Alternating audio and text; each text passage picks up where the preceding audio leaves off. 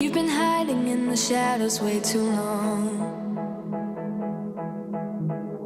You always thought that you were weak, but babe, you're wrong. Yeah, you better step into the light, just give it a try. Think that it's time you let that spark out. You've been hiding in the shadows way too long.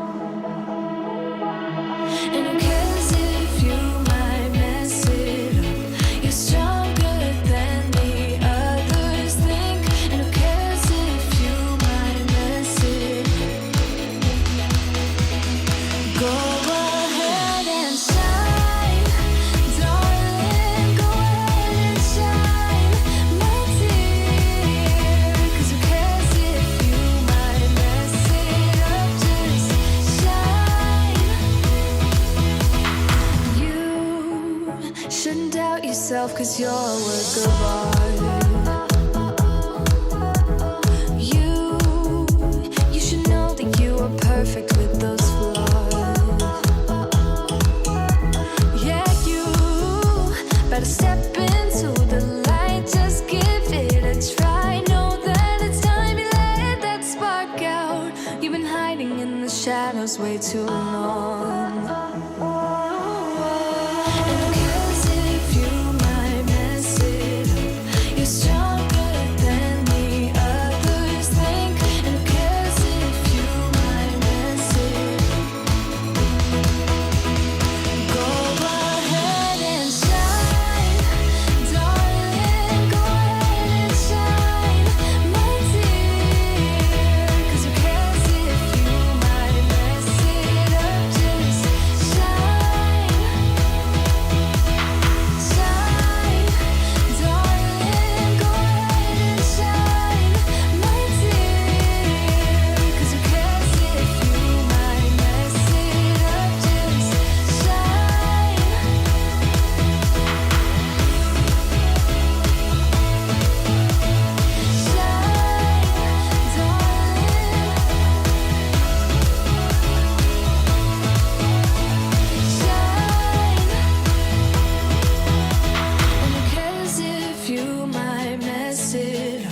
You're stronger than the others think. And who cares if you might mess it up?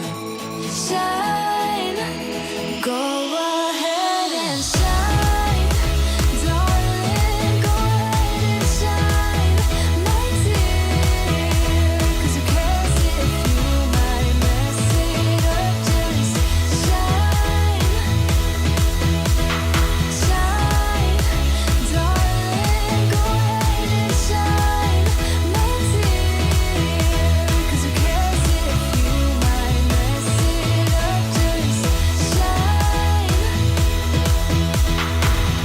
Hello, everyone. Welcome to Straight Talk with Sally. We've got an amazing guest lined up for you today. Now, if you don't know me, I'm Sally Sparks Cousins, and this is Straight Talk with Sally. It's our podcast batching day where we get to talk to some amazing guests. And if you don't want to miss a single live, make sure that you subscribe to our channel or go to this calendar right here and you can subscribe to that and it'll show you all our live events in your time zone. All right, guys, we have a great guest lined up for you today. He is a father, a husband, and an entrepreneur who lives and works in San Diego. He owns several successful online businesses and is a professional blogger, keynote speaker, Wall Street journalist, best-selling author, the host of one of my most favorite podcasts, Smart Passive Income and Ask Pat. He has earned a combined total of, get this, 80 million downloads. That's pretty good, right? I would say that's pretty good.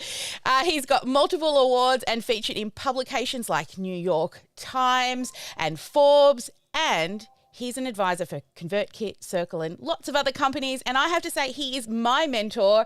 I've been part of the SPI community for quite a while, and he's given me coaching and made me realize I need to hire and think bigger. But he's amazing. Let me introduce you to my mentor and guest today, Pat Flynn. Yay, Pat. Hey, thank you for having Hello. me. Oh, this is so exciting. I need you to come with me on the road to do my introductions because that was amazing. Thank you so much. You're welcome. You're welcome. Look, honestly, you've been a mentor of mine for a really long time, and back in the early days before I even started the online space, you were part of the people that I followed and really looked up to. So it's so great to have you on the podcast.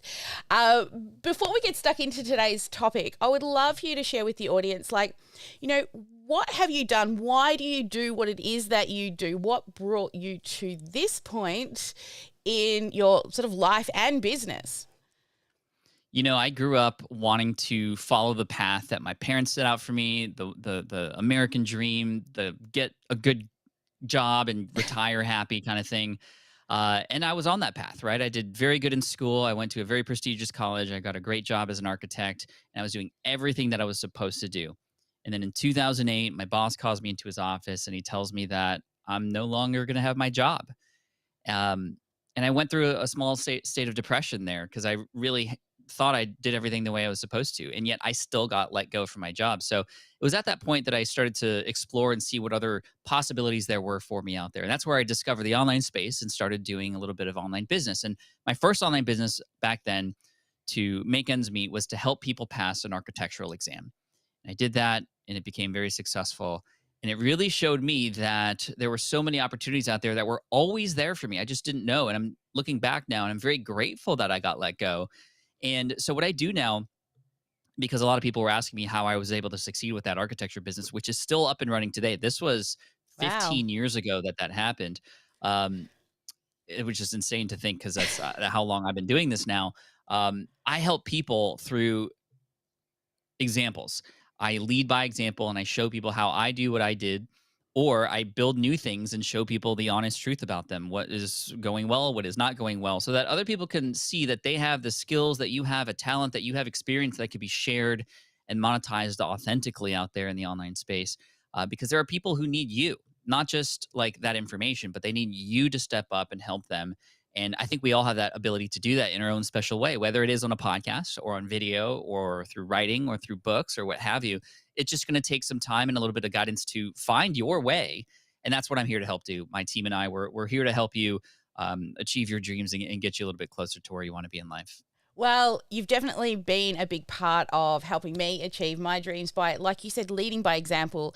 And what I do love is that you do show when things don't always work, right? It's not rainbows and unicorns all the time, which I think is really valuable because that shows that vulnerability, right? That it's not always easy, but it's the ones that stick at it. Like 15 years, it's a long time, and it's not the easy road what we do either, right? We're got to choose to get up every day and do something. So the fact that you've been able to Right. find something that you love and it's bigger than you, right? You're out there inspiring so many people to take the leap of faith into, following their dreams. I think that's such a wonderful gift that you give the world.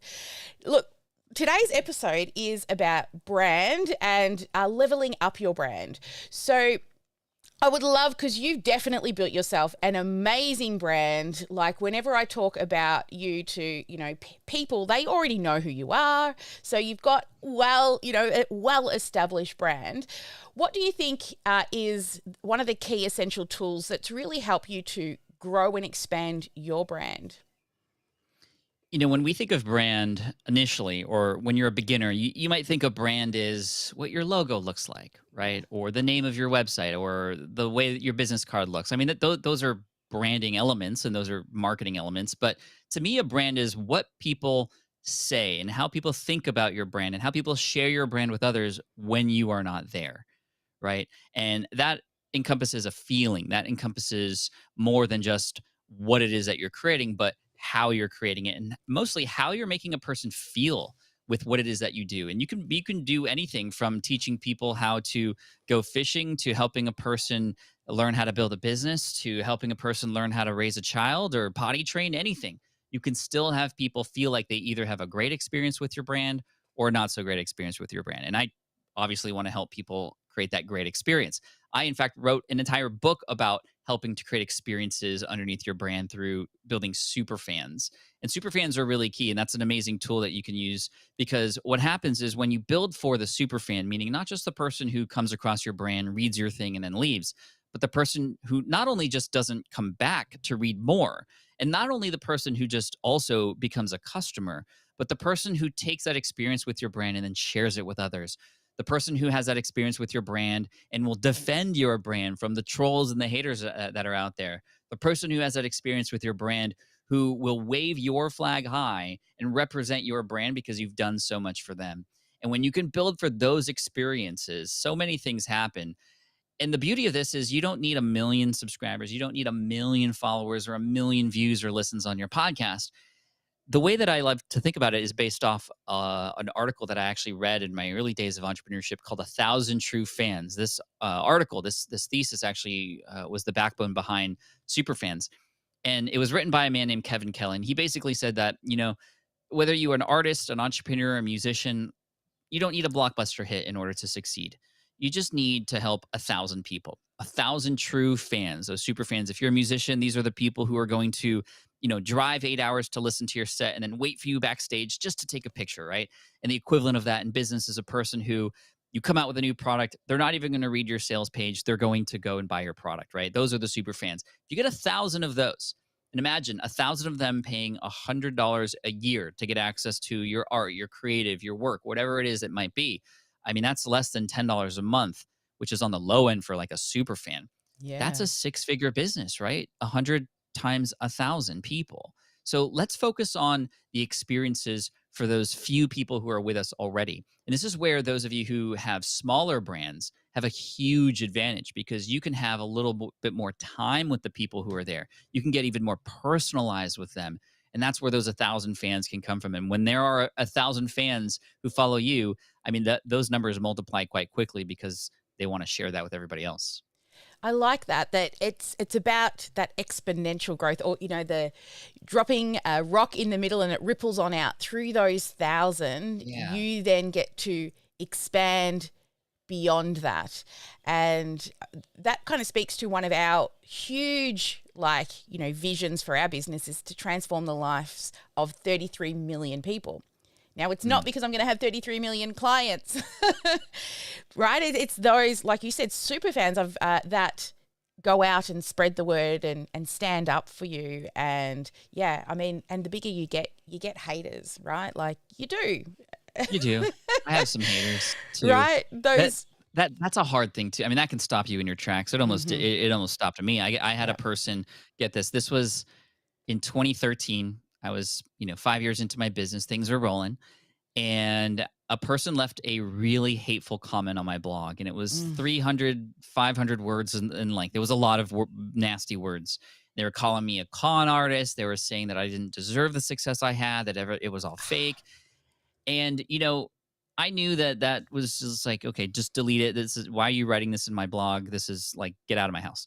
But I woke up the next day, and that same comment was copied and pasted on every single blog and podcast that I was ever featured on. Oh, no. All this hate was being spread out about me that was untrue. And I had my friends wake up and say, Pat, who's this person who's saying these nasty things about you? And I almost gave up everything. I was like, this is not worth it. I was like, like you're in the shower kind of crying kind of thing. Well, I was actually doing that because of just these hateful words. And I stopped blogging. I stopped podcasting for a good month straight. I just couldn't face the world anymore. And a friend of mine came up to me. He texted me and he's like, Pat, where have you been? Are you okay? And I said, this comment happened and I just can't do it. Right. I can't deal with this. And he was like mad at me. And I was like, why are you mad at me? Like, you're supposed to be my friend and be mad at this guy with me, but you're mad at me. And he said, I'm mad at you, Pat, because you're letting this person take control of your entire life right now. Mm-hmm. Every second that you spent thinking about this person and this hater is a second that you're taking away from all the people who care for you, who love you, who support you, who need you. And it was after he said that and brought that perspective back to me. Oh, we have a new subscriber on the channel. New subscriber. Yay! Let's go. it was right after he said that to me that it really brought into perspective who I should be stepping up for. And it's not stepping down for these people, it's stepping up to those who I want to serve, and that is my audience who needed me. And of course, we have weird math as brand people and entrepreneurs. One negative comment Yeah. completely outweighs 1,000 positive comments. But yeah, you gotta grow that thick skin, yes. But you also have to realize that hurt people hurt people. This is something that a friend of mine shared with me once, and that is Yes. like, if somebody's putting hurt onto you, it's probably because somebody's hurting them in some way, and you have to kind of, I like to take the approach of empathy first, not retaliation first. And so I always try to think about that, and that way it doesn't feel like it's on me, it's actually on them. And and I almost sometimes feel bad in a way, you know. Yes, I stopped reading like my unsubscribes on my emails because they just make me sad. Yeah. Some people write really hurtful things, and I just don't even look at my unsubscribe list anymore on my emails. It just means that we're not right for each other. But Right. that's dreadful that they copied and pasted that all across. Well, lucky you had a really good friend who, Yeah. helped you see, and that's it, right? Surrounding yourself by people that help lift you up when you are in a funk. I had Mhm. not the same with like those sort of nasty comments, but the bigger I got, they got little Sally hater clubs going on, and at the time, I'm like, I wanted to help everyone, and I felt very horrible that these people didn't like me, and I wasted a lot of time and energy on worrying about how can I make them like me, because Mhm. they used to. But it's wrong of you to not share, your knowledge, your wisdom with the world because one person says something nasty. And Right. yeah, I like how you said weird math. We do. We tend to fixate right on those horrible, horrible comments. So we're glad you kept going. But, during COVID, you went live for 365 days on YouTube. I Now, did. I want to know, reflecting back on that, and I did the same thing. I did 365, but over on Facebook, way back in 2017. But now, looking back at that, reflecting on it, what were some key learnings? How did it help you? But then some other, ways in which you're like, well, how did it help improve you? And maybe some things looking back at that you would change. Yeah, a lot of people. So this was a crazy time in the world, right? The pandemic had just happened, the lockdowns were happening, and a lot of my audience were freaking out. Like, what do we do, and how do we like? What's going to happen to our businesses? What's going to happen to what we have going on online? And so I decided to go live for a day because I wanted to show up and just be there to answer questions and be there of service to my audience and help calm the waters a little bit for everybody. And people loved it so much, I went a next day. Okay, let's keep this going for a whole week. All right, let's go for a whole month. And then all of a sudden, this thing, which was just more of a Q&A, ended up turning into a really formalized show called The Income Stream that eventually around the 1.5 month mark, I was like, you know what? We're going to go all in with this. We're going to go a year straight every day for 1 hour at 9 a.m. in the morning on YouTube. And every day we're going to have a different topic to talk about. We're going to talk about some hard things. We're going to talk about some fun things. And a lot of lessons happen from that, right? So it helped in so many ways. It helped me build a very deep relationship with a good number of people who were there watching every single day. Like I started to notice that people put me into their daily habits and daily lives. And that it just became a part of like what their day became. And as a result, those people became super fans. Some of those people ended Yes. up becoming customers. Some of those people I ended up meeting in person and flying out to meet me, later once this ended. And it just, the relationship that you build with people when you show up that often and they have this understanding of what they can expect from you, it's just incredible, right? Other things happened that were very surprising. Like they started to form groups of their own without me even knowing. They created a Slack channel where hundreds of them were in there every single day after the income stream ended to chat and recap what I had spoken about. And it was Wow. only after a couple months that I figured this out. And I just couldn't believe it that they took it to the next level together to talk and to have conversations about the topic. And, not everybody showed up every single day, but some people did.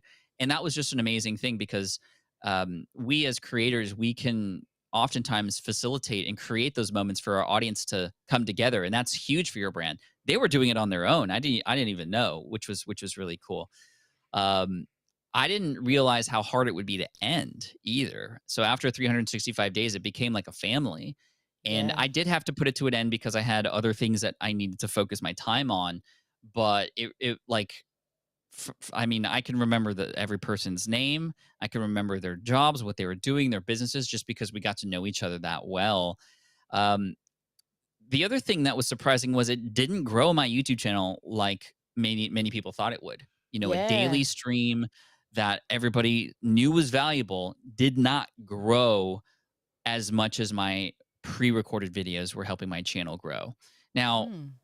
and I'm okay with that, right? I'm okay sacrificing growth for the deeper audience and relationship that I was building. However, I thought it was going to grow at least a little bit, but it actually stunted the growth. And the reason is because the channel was known for, the channel has been up since 2009. So this is now 11 years later. Yep. Now I'm creating a different kind of content, long Uh-huh. form episodes, which are not the 8 to 10, 12-minute videos that I was creating, which were more specific about things like microphones and podcasting and search engine optimizations and such. So I was kind of confusing YouTube a little bit as far as like, what Mm-hmm. is this channel really about? Because when YouTube knows the kinds of content that you create, and they can start to create a profile for the perfect kind of avatar to send that video to, whether it's a subscriber or not, then it's much easier for you to grow. So that's why, as I always say, the riches are in the niches. But during this year of streaming, I talked about all different kinds of topics. And not only that, when people on YouTube are watching these videos, especially if it's like, let's say I'm talking about SEO, which is very hyper specific. And then YouTube's like, oh, cool. He's creating a video about SEO. We know some people that might be interested in this. Let's send it out. And then Yeah. it's an hour-long video, which they don't have time to listen to. Well, then they leave. That signals to YouTube, okay, let's not send this video to new people. But Mm-hmm. for the people who are already there, it was highly valuable. And for that, I'm okay with it. Yep. Looking back, the one thing I would change likely would be I would do the income stream on a completely separate channel. That Yeah. would be that would be it. That would be the one thing I would change. That way the income stream is the income stream and it's known for that and it can grow for that. And then the other channel would not be affected. Yeah. You got a lot of insights there when it comes to YouTube, and myself personally, I'm not like, I always say pick one traffic source and go all in. And we did that over on Facebook. However, Mhm. I did it way back in 2017. I didn't have a set time, but I would go live sometime through the day. And like one night, I remember I woke up at about 2 minutes to midnight and I was like, I haven't been live. Got to get it in. I did. I went live and I go, hi, everyone's sleeping. I'm live. Bye. And I had some eye surgery during the time. So I was like a pirate for about a month. And Oh, that's awesome. I came home from the hospital. The day I got home, I went live and I'm like, hi, I'm live. I got nothing. Bye. Still That's drugged off my interesting. head. Like you still felt the need to keep that streak going, right? That says Yeah. something about us as humans.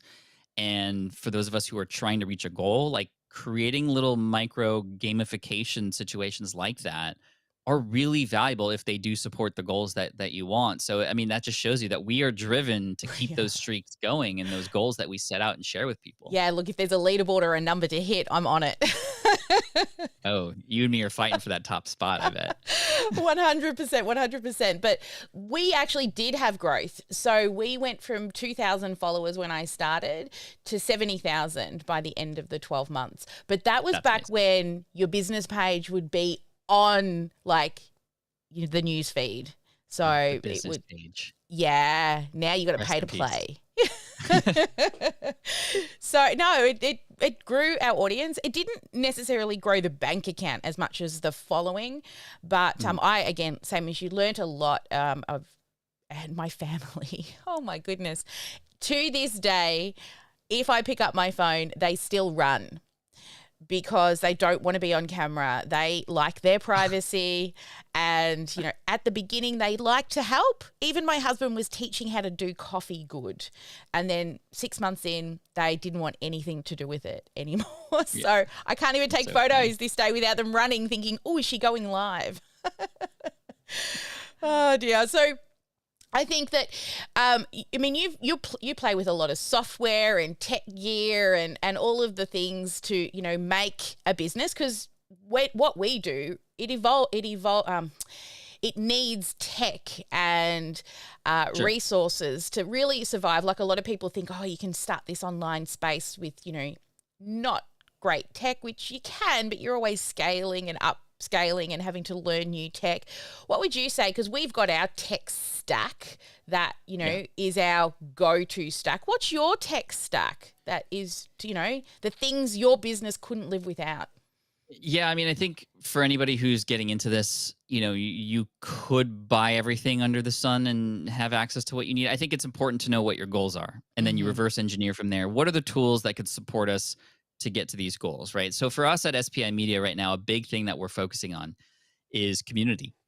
And we have some software in our tech stack over at Circle, circle.so. I'm very, very proud to be not just a user and an affiliate, but I'm also an advisor to the company now. I believe in this future of business involving community, you know, community-powered courses, community-backed businesses, et cetera. So Circle is a big part of our tech stack right now. That, and also we have some course software over at Teachable, because we teach a lot of online courses with podcasting, email marketing, affiliate marketing, et cetera. And those are all hosted on Teachable, and they do speak nicely to each other. That's the nice thing about a lot of the tech stacks today, is they do sort of talk to each other through APIs and all this other complicated stuff that I don't even know how it works, but somehow they all like marry with each other very well. And then email. Email is very, very important to us, because that's how we communicate directly with our audience. That's how we not just share like what's going on and what's being promoted, but that's how we're providing more value directly to people. In fact, we just relaunched our newsletter called the Unstuck newsletter for audiences to get unstuck. And this newsletter is allowing me to become a writer again. I had walked away from writing since the blog has sort of been replaced with the podcast and the YouTube channels. But it's allowing me to get back to how it was in 2008, when I was just writing stuff that I think would be helpful for people. And that's good, because I'm also working on my next book. So that is like getting my fingers going again. But yeah, I mean, the minimum viable tech stack is really what you need. And then you can add on to there, right? So start with like at minimum what you might need. For example, if you're going to do YouTube, okay, let's at minimum just have a decent camera. And it might be the one that's in your hand on your phone. Let's have some decent audio. Okay, cool. Then you can upgrade to the DSLR cameras and all this other stuff and the lighting and whatnot. But I think the most important thing is just to get your reps in, right? Your reps as a writer, your reps as a podcaster, your reps as a video creator, because every rep is learning. Every rep gets you to one more level of mastery. But you have to be a disaster before you become the master. Like, you have to be a disaster. And if you're too afraid to be a disaster, you're never going to master the thing. So that's just a big lesson for everybody. It's just like, be okay with like messing up. Like, being messy is part of the fun and part of the learning experience. And over time, you're going to look back and just kind of laugh at how terrible the start was, but you're going to be so grateful for having made it. That's it. It's the follow through, right? You feel so proud. We just hit our 5-year anniversary last week that we've been running this business, and just looking back at how messy and how like how much I did not believe, like I believed in what I was doing, but I had a lot of imposter syndrome and wouldn't charge enough and you know, all the things. But when you talk about the tech stack, you literally like it's the three main things that you brought up: your email, so your CRM, somewhere to put your knowledge, your online course, and then community is so important. We teach all about group, right? The power of group. I truly believe group is more powerful than one-on-one, because within community, people hear questions and that they didn't even know that they had. Through the power of community. And I love the Circle community that you have and how it's structured. And, you know, I was one of your first people when you first put the call out. I'm like, yes, I'm in. I'm one of those super fans that like, I don't even read the sales page. I'm in. Bless you. You're amazing. because I've been following you for a really long time, and it's amazing to hear how long, and I'm like, 1/3 of the way into how long your journey's been, and you know wait until I just think how amazing in 15 years where will this crazy sparkle world be. Yeah, Yeah. and it's just through wanting to share knowledge with people, right? We are Yeah, crazy people who get up at 5 o'clock in the morning sometimes, or we are. We are. can't switch off the brain, right? Like at night, I'm like, I have to listen to a meditation, or my brain like wanting to whiteboard or post-it note. Yeah, understanding that sort of, executive functioning, like, and how to manage your time and all that stuff is really, really hard at first. But once you get that, you can start to really see some progress. And I think it's really important to take care of yourself as a person to hopefully, stay in as good health as you can, or else you're not going to help anybody. So Yeah. that's a big thing I learned over time is, I could work all day long, but then I'm going to be stressed out, and that bleeds over to like the family. But B, if I'm not able to take care of myself and my health, then I'm not going to be able to help anybody. So, Yeah. taking care of myself is really key. It's like when you get into the airplane and they say, you got to put the mask on you first before you help somebody else. That way you're not a burden. And now if somebody has to take care of you. So, there's so many important lessons when it comes to this. And yeah, who knows what's going to happen in 5 years, right, from Right. now. But the truth is, like, the technologies are going to change Mm-hmm. always. Yep. But when you go back to the principles of, well, what are we doing here? It doesn't matter what the technology is. You just do the thing using the technology that's available. So what is the thing? The thing is serve first, help people, solve their problems, help them overcome their challenges, create solutions for that, and show up. Right. Yes. And then, like you said, the follow through, as I often say, the fortune is in the follow up. Yep. Absolutely. 100%. So, yeah, We it's had such a fun thing, though. it. So Oh, it grateful for is, getting laid right? off. I live and breathe it. Like, it is just part of me. It's not a job. It's just the thing that I do. I get up, I do the thing. Mhm. My mum would say, "Stop working so much," and I'm like, "I'm not working. I'm just kind of doing stuff that is fun, and sure, I make money as well." Yeah. But finding that balance, like in the early days, that was hard. But I've definitely gotten better at that, and it's through listening to other mentors. And so this is the part of the session that my team always get me to do, is just, they call the sparkle questions. They're a little bit off topic that we were talking about, but what would you say is one common myth that your profession or field that people assume that you would like to then debunk? Um, what's a myth that I would like to debunk? Mm. I think that, I mean, for me in particular, well, there's a big myth that passive income is like actually exists. There is passive income. You can create things that will work for you over time, but 100% create something from like easy push button get rich quick stuff does not. And Mhm. I know that might sound obvious to your audience because you attract the right people, but we often are going to come across opportunities that seem too good to be true, that seem too easy. And if that ever happens, you really got to investigate, because there's a lot of good copywriters that'll tell you so, but you got to really understand there always has to be some work put into it. And I recently, another big thing that goes along with this is when you see other people who are successful get successful, and it seems like it's quick, and then you start to doubt like your own skills, your own efforts, and you're like, oh, like maybe I'm not good enough because this person came out of nowhere. There's always a reason why that happened. There's always something underneath the story that really reveals the truth that that wasn't as easy as probably we all see it to be. The clear example of this is actually I started a new YouTube channel in 2021 in the Pokemon space. Oh, So like yes. the card collection space. And right now we are very close to approaching 300,000 subscribers, and it's actually Wow, making more money than the Pat Flynn YouTube channel at this point, which is pretty incredible. that's And people amazing. see that and they go, "Oh my gosh, Pat, that was like an overnight success thing for you. It only took you a year and a half." And I always say, well, I was on YouTube since 2009, right?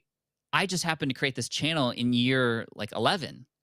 So no, it was not an overnight success. This thing happened after a long time, but I took all those mistakes, I took all those lessons, and I applied them here. So yeah, just, you know, there's no such thing as quick and easy. No, 100% agree. Whenever I see those ads that, you made $1 million in a week, I'm like, well, what did you do for the 10 years before that? Right. And Exactly. yeah, it's good marketing for those people that believe in shiny balls and rainbows and unicorns. Well, rainbows are real, but unicorns. And I think that once you know that you've got to put in the work, once you do that solid foundational work, the income starts to become more passive, but there's always that ground level foundational work that really needs to be put in, whether it's through education, collaboration, or, learning all the things, the tech and stuff that you need to do. Right. So I'm really curious here because you're one of my mentors, and who would be your 3 people that have helped you the most to get to where you are? So number 1 would be Tim Ferriss, author of the 4-Hour Workweek. He didn't help me directly until much later in my career, but it was his book really that really opened up my eyes to this idea of sort of asynchronous service that allows you to create businesses that serve people, but without you having to be there in real time doing it. You set it up front. This is like an online course or a website or something that serves and provides value, but you do that work up front and then you can get paid for it later. That introduced me to this idea of residual and passive income. So Tim Ferriss, thank you so much because you helped me build the business in a certain way that gave me more flexibility and freedom in my life. Number 2 would be Chalene Johnson. She is a business owner and fitness personality here in the US. And she really helped me understand how to get comfortable selling, because selling was something that I was very, very against. And if you're in business and you're against selling, you're going to have a big problem, right? You have to sell to survive, but you don't have to sell out, right? That's the big difference here. And what she taught me was that you can sell and serve at the same time. In fact, when you're serving really well, it's almost like it's almost like the selling just becomes a natural part of the conversation that you have to help somebody. Yes, selling is helping, right? That's how I see it. It's beautiful. Exactly. And it took me I was like, that doesn't even make sense because you're still charging people, but it's an investment that they're making in themselves through the effort and the years of experience that you put into learning this thing. So they don't have to go through those years of experience. So they don't have to go through going to school for 4 years and paying that much money. You have that knowledge that you could give to them. And that is something of value. And also the idea of perceived value. If you give everything away for free, it cheapens it. And people are likely not going to take action on it. So Chalene really helped me understand that. And she helped me pre-sell my very first successful course, which is my podcasting course, which today has earned over $3 million thanks to that help from Chalene. And then right now, a big mentor of mine is Michael Hyatt. Yes. Michael Hyatt, who is a leader of leaders. He's in a phase of life. He's maybe 20 years ahead of where I am in age, maybe even more. But he's in a very, very amazing part of his life where he has handed off a lot of his business to other people. He's still owner of his business, but he is now able to spend more time with his family at his older age. And he's doing a lot of activities that make him fulfilled and feel young again. And those kinds of things are where I want to be when I'm his age, right? So I always kind of see who is where I want to be and what can I learn from them. And I'm actually going to sort of a leadership meeting with him in a couple months to spend time with him and a few other people. So, it's not just seeing them and getting inspired. It's how can I get access? How can I learn from these people? Yes. And it's so important to, A, know what you want, but B, find out who's been there before and see what you can learn from them. Well, you've chosen some amazing people in your top 3. One, I love the 4-Hour Week. It was one of my 4 most favorite books. Chalene was my very first course that I ever bought. Ever. Oh, really? And I sold things from my garage to buy it. And back when I bought Marketing Impact Academy was 2015, 16, something like that. Just starting out, Kajabi was just kicking off. And now, like you, I'm a professor in her academy. I've done some work with Brock now too. And so, yeah, she was a huge inspiration to me as well. And she was the one who made me realize, because I joined her back when I was in network marketing. So that's how I came across her on Periscope. And that's when I realized, whoa, there's something in my head I can actually productize. And then when I got the guts to hit the go live button over on Periscope, I decided to teach people how to hit the go live button. And that was my first course, all There you because go. of Shalene. And she's extraordinary the way she can, like you said, selling becomes part of the conversation. And it's not like there's strategy behind things and the way you speak. You get to learn that, but the conversation is always because you want to help people. And you don't want to devalue. And it's a huge thing I see with a lot of female entrepreneurs is they just want to give all their stuff away for free. I always say your business is not your charity. Right. Make lots of money in your business so you can help lots of charities. Exactly. Yeah. Michael Hyde's great. I always watch because I'm quite active in the eCam community, so I see him in and out of the eCam community asking questions. And they've got an event coming up. I'm a speaker on. Actually next week. But yeah, I see him in and out of there, and I've sort of followed him, and I know he's a big influence with Amy Porterfield as well, who's another one of my mentors. And it's really nice, like you were saying, how you are now getting to go and spend time with him.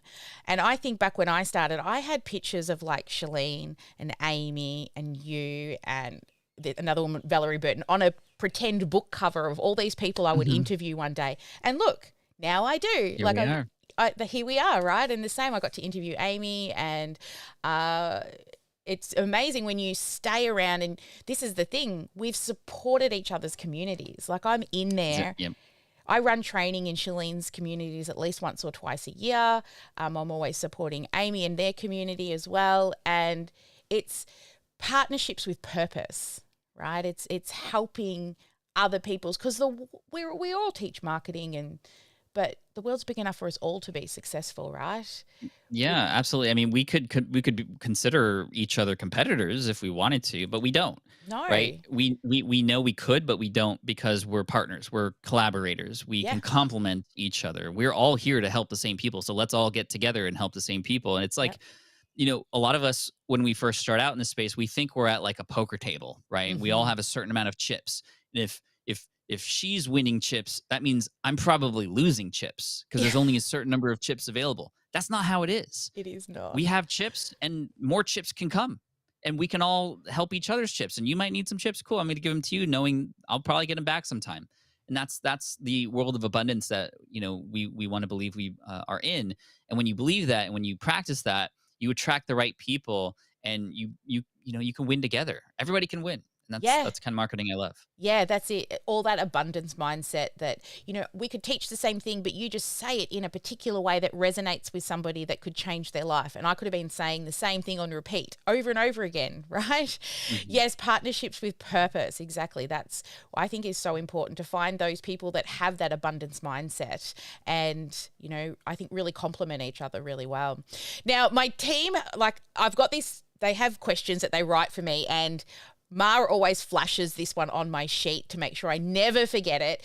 It's a sentence that we always like our guests to complete. So you've got to say, "Hi, my name is Pat, and I sparkle because." Because I'm a vampire. No, I'm just kidding. I hope you know what that is in reference to, right? Twilight. Yeah. Yes. Okay, just making sure. Yeah. Although I'm there. Anything that sparkles, I'm in. No, hi, my name is Pat Flynn, and I sparkle because I want to lead by example. And that means that whether I am doing good and I can help others and inspire them, or even if I'm making a ton of mistakes, I'm still able to help and inspire people, right? I sparkle because I show up. Yes, I love that. And good and bad. I think that's, we don't want that Instagram famous kind of like everything looks perfect, because then you are not relatable. And I think that's what, is special about what you do is you're very relatable, because what you see is what you get. And especially 15 years in business, you can't put up that facade for 15 years, right?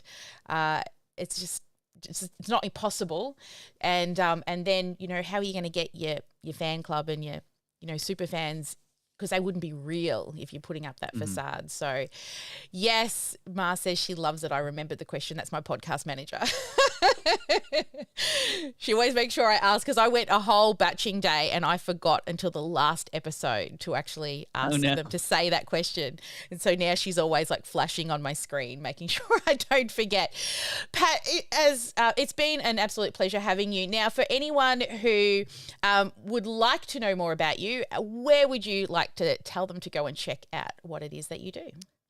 Yeah, well, first of all, thank you so much for having me on. This has been a blast to chat with you on your show this time, because you were on Ask Pat not too long ago. I was. At Pat Flynn on most social media channels, the Pat Flynn channel on YouTube, and of course, smartpassiveincome.com, where you can learn from myself and my team. And, you know, we have a lot of education to help you. So yeah, those are the places. Yeah, excellent. Thank you so much, guys. Don't forget to subscribe to the channel. We do podcast batching day. At least we try to batch every 6 weeks.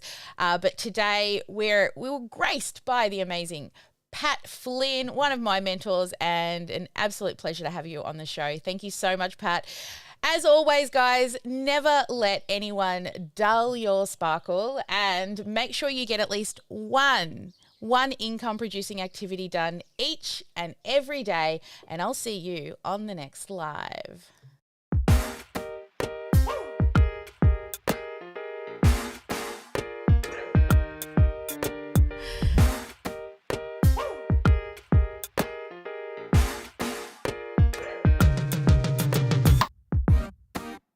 I will not bow down.